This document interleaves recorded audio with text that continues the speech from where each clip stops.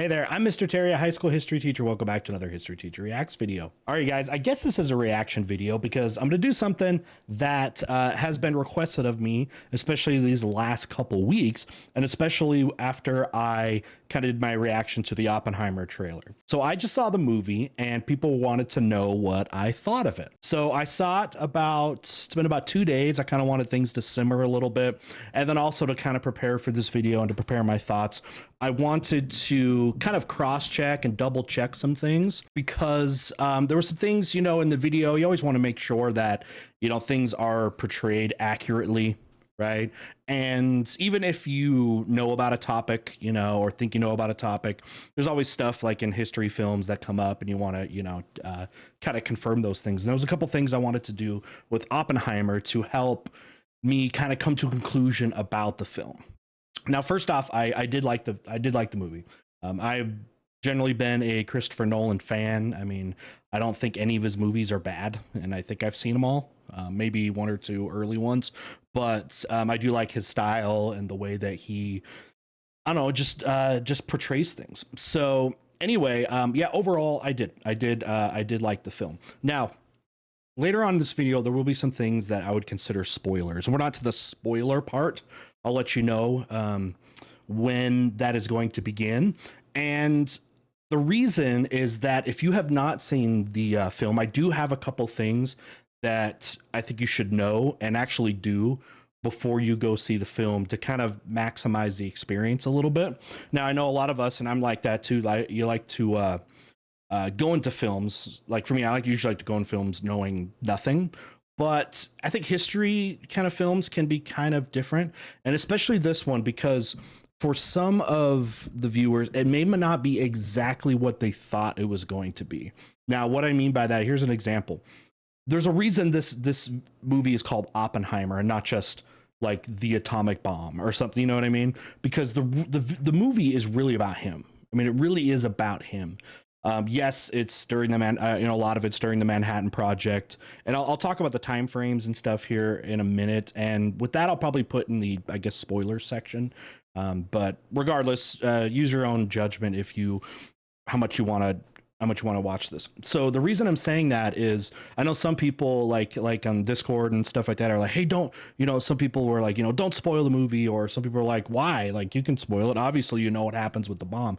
Yes. Okay. Like, yes, we know what happened with the atomic bomb, but there may be a chance, or, there may be for a lot of you not knowing as much about Oppenheimer, because it goes into his background and some of the challenges that he had to go through as being, this physicist of notoriety, and of course being part of the Manhattan Project. So if you're just looking for like a straight up like documentary of the bomb, there's probably better stuff out of there, although I think it pretty much hits all the details you'd want. But again, this film really is more about Oppenheimer. So if you don't know as much about his life, then that might be a spoiler, because they do try to kind of unfold it, and like you may not know how it's going to end with him.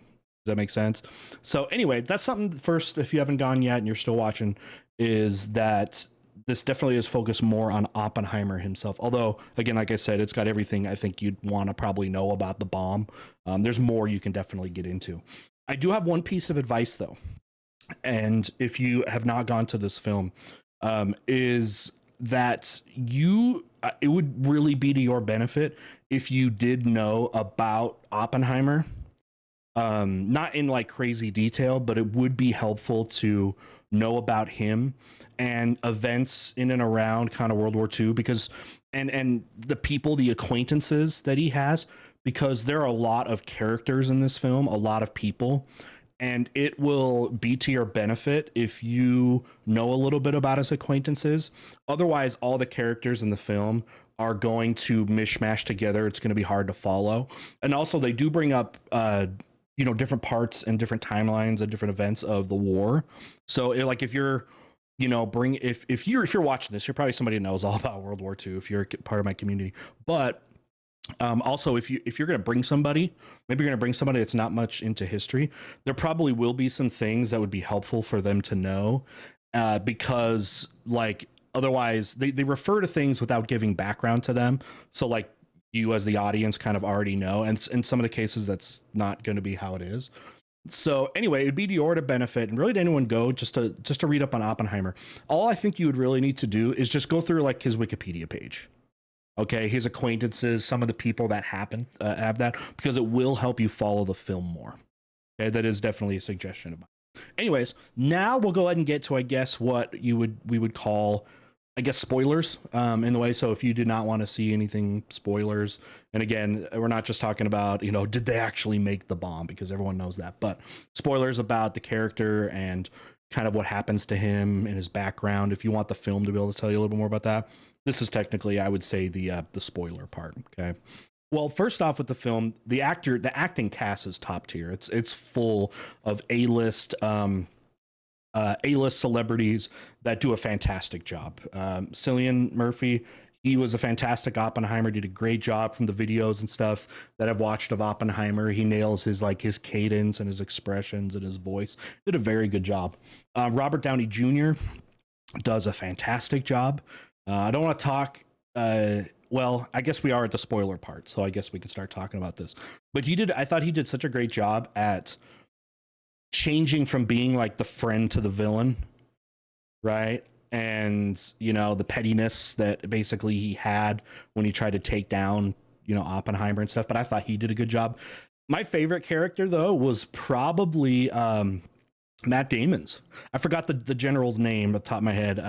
All the guys, I don't have the cast list in front of me, but anyway, I loved his character. I liked that he was kind of funny and all that too. Like, I thought he did a good job. But again, the cast is great, and you're going to see a whole bunch of people that you've seen in movies before, even if you don't know their names. You're like, oh, I remember that guy. I remember this guy. I remember that guy, and that's great. So you can tell that with big budget films, you know, and Christopher Nolan, that good actors are surrounding him, and there's multiple people, you know, in the film like Cillian, who have been in his movies before. I always think that always is good when directors and actors are familiar with each other, and it's got to be as both an actor and a director, nice to have that familiarity. But anyway, some of the things I wanted to talk about right now are the things I wanted to talk about, how they were covered, okay, from what I know, and also some of the stuff I wanted to make sure, I wanted to like cross check to see how much it happened. Okay.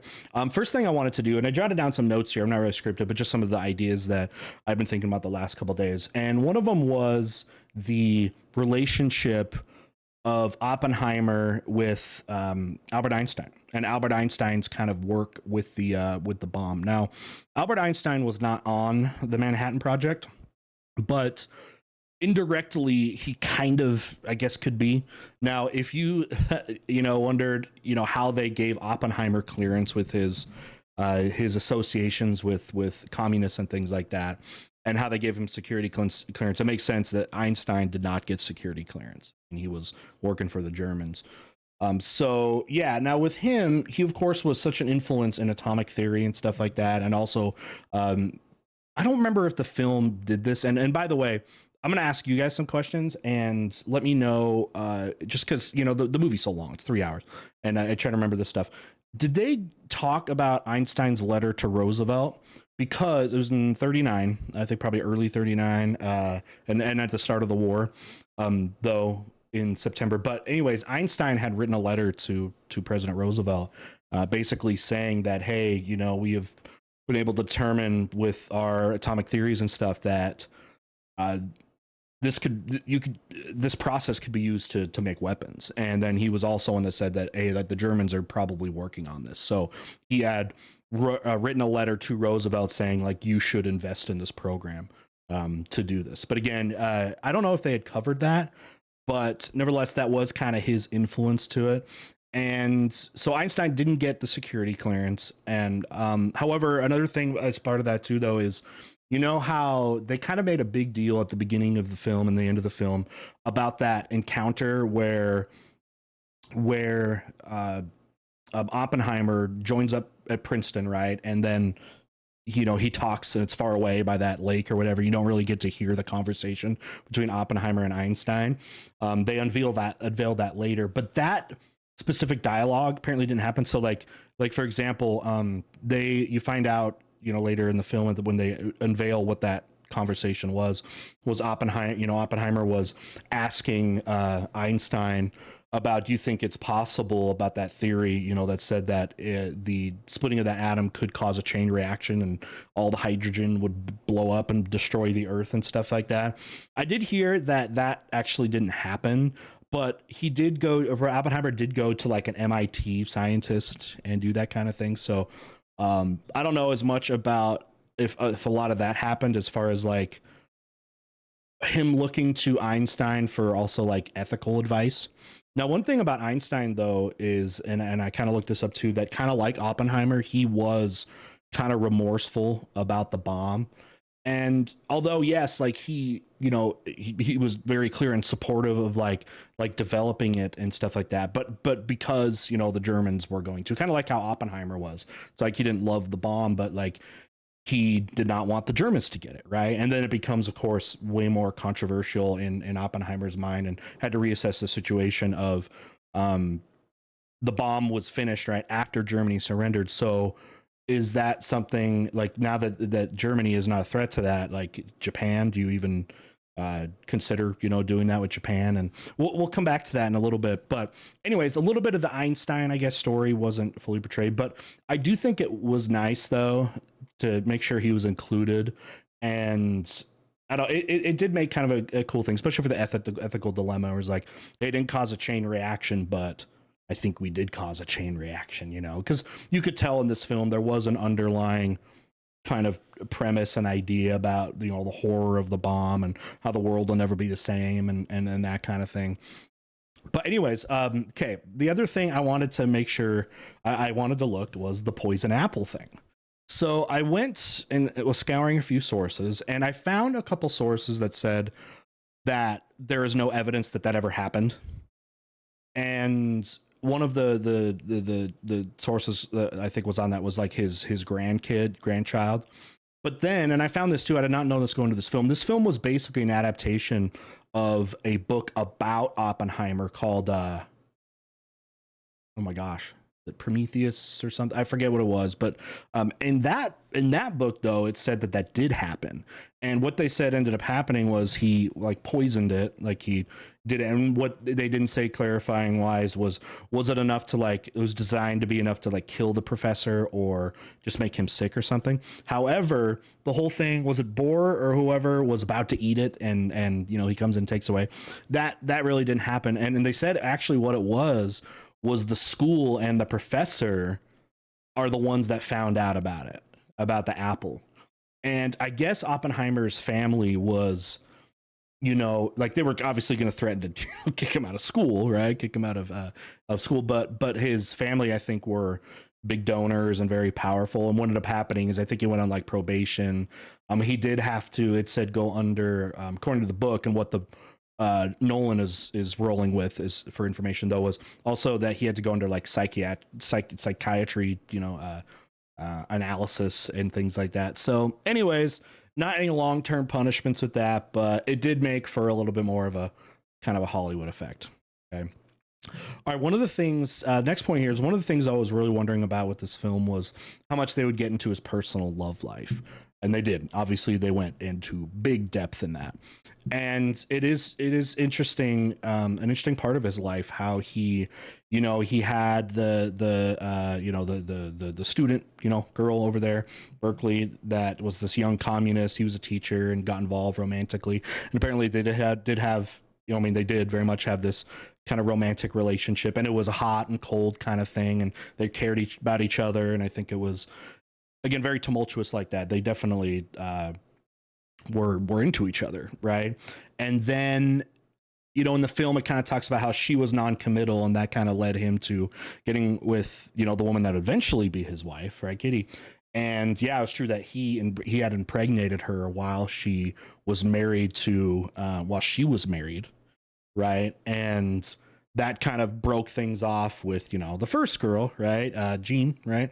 And yeah, they go through that thing, and it did seem like through his life he always kind of loved Jean, but again, it was very complicated. And to kind of go along like that too, remember in the film they show her or not really show, but they set up her suicide, right? Jean's suicide. And yeah, it was ruled as a suicide. However, did you notice? And my friend with me also was asking about that. You remember how in the scene where she was drowning, it also kind of looked that like there was a hand in the background, possibly insinuating that there was a like a murder for it. Apparently, that was something hypothesized because it basically the I guess the stuff in her system was similar to what someone would use to like roofie somebody, right? To slip it in their drink and then they pass out. And there was a hypothesis out there that said that maybe that had happened, that she had been drugged and then somebody drowned her. But by all accounts, it kind of was ruled as a suicide. She was very depressed, and she had told friends that too. So anyway, yeah, they did get into that, and he was, and I saw this kind of in his in some of his history and stuff that I've read, that he was very distraught about her death, even though he had this wife, or he already was married, and that kind of thing. And by the way, one thing I wanted to look up too was, remember how he got her pregnant, right? And then they got married, and then kind of like pawning off their child. I guess the child did stay with a friend for a long time. Not necessarily the guy that the Chevalier wouldn't necessarily like raise her, the guy that ends up getting trouble because he was a Russian spy and had approached Oppenheimer about giving information if you want to pass information to the Soviets. But I guess it didn't go down exactly all the way, that it was just like purely pawn him off. But it does seem like he was not very fit or whatever to like being a parent. So anyways, there was that too. Also, just so you know, because everyone talks about the lovemaking scenes and all that, there is no instance, by the way, of the scene where she gives him the Bhagavad Gita, if you remember that, and has him start reading it during their scene. That was probably very much added to for effect, that. But he was extremely into Hindu philosophy and stuff like that from the Bhagavad Gita. Was very well read and that sort of thing. All right, the next point I had here, and this wasn't and what I'm not trying to do here, guys, is be like, this movie was bad with this. It's not at all. It's just I'm just telling you about things that I was cross-checking to kind of learn more about. And there's a bunch of, by the way, scientists and stuff that say that it was actually very accurate as far as the kind of how, especially the Manhattan Project itself went down. That it's, I think, been pretty positively reviewed by people that have studied that, scientists and things like that. Anyways, Los Alamos. So Los Alamos, New Mexico was the site for the Manhattan Project, and then also the testing, with the Trinity test far away. And they did say, that that area, I think the only thing there was an old school for Native Americans and stuff like that, and like a graveyard. But it actually wasn't, the whole area, an affected area, was not actually totally inhabited. In fact, there were stories of downwinders. Probably heard of that before. So downwinders are people that feel the effects of like atomic bomb testing or chemical testing. And yeah, there were cancer, because of the radiation, there were cancer victims that were downwinders in the vicinity of Los Alamos. So that was something that went down there. All right. Okay. Another thing I wanted to make sure, I wanted to see if it went down. How about the scene where, right, it's after the bomb, and he goes and Oppenheimer meets with President Truman, right? And by the way, it took me a minute, but that was Oldman, right? Gary Oldman, didn't he play Truman there? I was like looking so hard, and he does such a good job with the makeup. Anyways, so the thing I think you're all thinking about is, did he actually say, like, don't let that crybaby in my office ever again? Now, from what I had heard, is that was basically a reference that Truman made, but not to his face. It was like afterwards. And apparently he did say, like, hey, don't let him back in my office. Let's not bring him back anymore. But he did, I guess, afterwards refer to him like that, like he was being a crybaby about it. Because you saw Oppenheimer comes in. He obviously was very, he wasn't very proud of obviously what happened with the bomb. And he also, remember, was against the idea of developing hydrogen bombs, which are thousands of times bigger. And also, remember, he was telling Truman, and his big thing was, okay, we're going to use it now. And he agreed, right? And basically he tried to play off his role in deciding the time and place and things of the bomb, and he ended up supporting that. But I remember, and they said this in the film, they made this happen in the film multiple times, is what he wanted is that, yeah, if they use this, okay, but then the US and the global community should work together to basically destroy like all this technology, right? To have this never happen again. And that was apparently, but anyway, that's what basically they were talking about, right? And he did refer to him kind of as like a crybaby later on. So that's basically how Truman thought about him afterwards there. Okay. Now the film stayed ambiguous with this about the whole idea about who was the spy at Los Alamos, right? And they pitted on the I'm already forgetting. I should have wrote down the all the characters in it, but the guy that came with the British contingent and was the is it Fuchs or whatever that they kind of talked about then didn't know. We're very clear about that, but there were, and we have looked back now, there were multiple spies in Los Alamos, and we have a lot of them by name now, but there were multiple that made it across. And I thought the film did a pretty good job at like explaining why that was the case, about why there were people that thought that this technology did not need to be hidden from the Soviets, right? And not just because they were communist sympathizers, like, you know, some of them, like many of them, you know, were of some kind, but also the idea that like, hey, this is about like beating Germany, right? And the Soviet Union, like they're an ally, because about part of the movie they were allies by the end of it, and you know, like why hide that technology? You know what I mean? So there was the great debate about that, if it would be beneficial to have the Soviet Union have that. But then, you know, Truman, you know, talked about how it's just going to create an arms race, right? If it comes down to that. But anyways, there were multiple spies actually in Los Alamos. And then the last thing I wanted to kind of mention is the film, and in the end, right, as Strauss is trying to become Secretary of the Economy, right? And they're going through the Senate hearings, and you have all those people testifying, you know, and they really pulled it down to that one guy, right? I already forgot his name. But the one guy, when I was researching this, I forgot his name, that it really like it came down to him as like the only guy that was putting Strauss as kind of like the bad guy, that it's Strauss that had gone after Oppenheimer and exposed it as a personal vendetta and all those things. But apparently, actually, in the hearing, there were multiple people that testified against Strauss, and that that it was him that was trying to bury Oppenheimer because of that incident where he Oppenheimer publicly humiliated him in that hearing about moving isotopes or selling isotopes or whatever. But I guess there were multiple people that kind of were in on that. So that wasn't just like the one guy. I guess there were multiple. And it was true too that there were the scientific community especially was definitely behind Oppenheimer in this and defending his character, that he was not a spy. But yes, you did see how with some of those characters though said, hey, I don't think Oppenheimer was a spy during Los Alamos and during the project. But then when also asked like, should he maintain his security clearance there in like the mid 50s, I think that kind of trial tribunal, whatever you want to call him, to get a security clearance, I think that was in like 53, 54.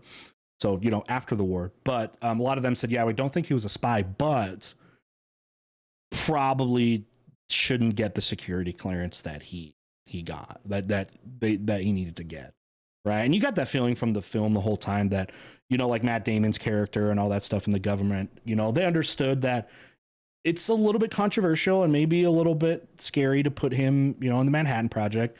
But at the same time, it's like, is it worth it though? Because he was so valuable to the project. And that's kind of how it was. And it was, who was the guy that Oppenheimer was talking to who didn't really want to be on the project? Cause he's like, hey, just so you know, they may be cool with you now, right? But they're going to dump you as soon as you're not valuable to them. And that was the case. I mean, he got thrown under the bus in real life, lost all his basically any kind of influence, his political power there, after those hearings that, you know, brought up all of his past dealings with the Communist Party. And the last thing I wanted to say as we're wrapping up here is, what was his true feelings and association with, I guess, communism. And just like how the film portrayed it, it was complicated. He was never an official party member like his, former lovers and a lot of his friends. But yes, he would attend, meetings and had some sympathies. A lot of that going back from the Spanish Civil War, which was a big part of his development of a lot of his political beliefs. And he backed a side, in the Spanish Civil War. That wasn't just communists, by the way, because it wasn't just the communists and the fascists. It wasn't the communist side was actually a coalition of lots of different groups. Right. And it wasn't just like a communist group, but that's kind of how Americans in a lot of ways saw that too and saw him. But anyways, his feelings from something like that and the rise of fascism to help develop his kind of communist tendencies. And then, of course, like the Great Depression. They don't really talk about that at all, the Depression, but that as well. But yeah, actually, the film kind of hit it. It is. He dabbled obviously in it, never went full commitment. I think he also, though, knew that even if he was a full devout believer in the ideology, that making it public would ruin his career. Like it would ruin his career, even though before the war it was prevalent all over the place, right? A lot of educators and stuff like that. But then after the war and then with the Red Scare, it would have been for sure career suicide. So I thought the film did a pretty good job at that of, not putting him totally in that group, but not keeping him out of that group. And that seems to be how it was, that he didn't necessarily agree with all the tenets. And you saw that even in the film with some of the people that, before the war and in his earlier life were fully committed to the party. They left, like his brother and the other acquaintances they had that kind of left and were maybe disillusioned or maybe didn't agree with the exact Soviet path and believe more of like an American form of communism or something like that. Anyway, so I thought they did a very good job with that. All right. Well, anyways, thanks for hanging out with me. This went on way longer than I thought. But nevertheless, this is kind of my reaction and kind of the thoughts about parts of the movie there. If you have any questions or if you have any responses to what I've said or anything like that, put them in the comments. Probably get some good response there. What did you think of the film? Again, I thought I'd probably give it like a 9 out of 10. I think about there would probably be fair. And but I did like it. And I hope to see more films like this. I want to see historical figures and events put down in a serious manner and stuff like that. And hopefully gets people into investigating this more. Hopefully you go into more about Oppenheimer's life, the atomic bomb, the arms race and all that stuff, because it's not just fascinating, but it's very relevant to, world issues today. All right. With that, again, let me know what you thought of the film and we'll see you next time. Bye.